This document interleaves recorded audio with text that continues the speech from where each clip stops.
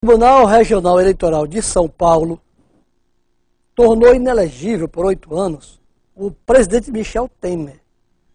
Foi julgada uma ação em que Temer fez uma doação em 2012 para um candidato. E essa doação extrapolou o valor que deveria ser doado. Muito bem. E o caso agora foi parado no TSE. Lá, o ministro Gilmar Mendes, sem julgar o mérito citado no mérito, disse que não vê esse aspecto para tornar inelegível. Pois bem, esse assunto, inelegibilidade por prestação de contas, foi também tema desse seminário aqui em Teresina. Quem falou foi a doutora Gabriela Hollenberg. Veja o que ela diz.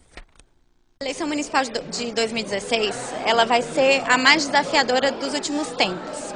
Seja porque nós tivemos diversas alterações muito recentes na última reforma eleitoral, que foram mais estruturais do que das últimas vezes, e nós temos também uma eleição sem a participação de pessoa jurídica, que vai trazer um cenário muito diferente, né, assim, de escassez mesmo de recursos, que os candidatos não estão acostumados. Nós temos hoje, mesmo passados 6 anos da lei da ficha limpa, temos uma série de questões que ainda não se resolveram em termos de entendimento do tribunal. A senhora pode dar um exemplo para a gente? Por exemplo, nós tivemos muita discussão sobre o prazo da inelegibilidade, se ele poderia ser aumentado de 3 para 8 anos, e era uma questão que parecia que estava resolvida, mas o Supremo Tribunal Federal, num caso concreto, entendeu por dar repercussão geral ao tema e ainda vai revisitar esse tema, por exemplo.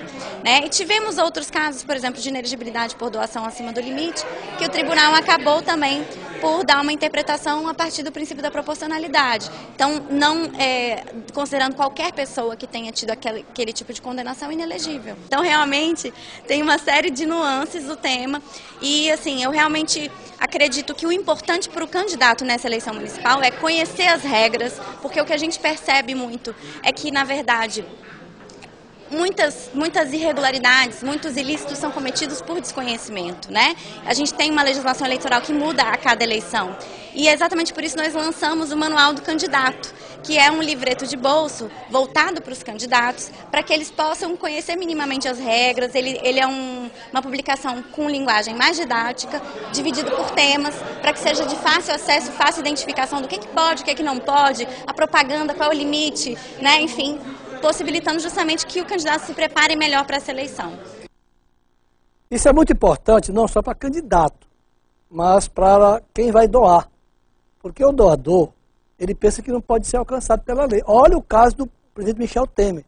Ele foi doador, ele doou a importância e, conforme falou a ministra aí, tem que ter a proporcionalidade. Então, ele deu acima do teto permitido.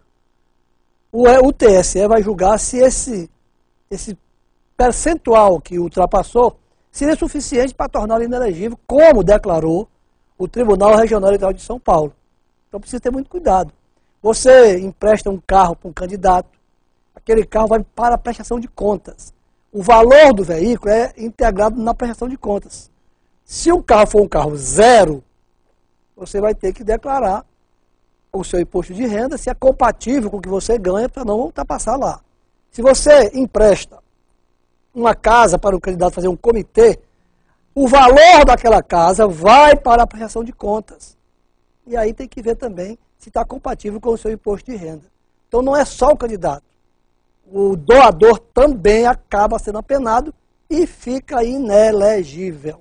Tem que ter muito cuidado com isso. Hoje esteve aqui na